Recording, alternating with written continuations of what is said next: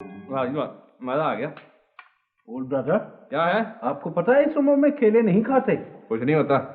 इससे इंसान के बाल सफेद हो जाते हैं। फिर क्या हुआ? इससे दांतों में कीड़ा लगता है। हाँ? हाँ, दांतों में कीड़ा लग जाता है? इसमें नाक सब्ज हो जाता है। हाँ? आंखों में सफेद मोतिया उतरता है। नहीं तो केले दो मेरे केले दो। अच्छा, आप खुद खाना शुरू कर दिए।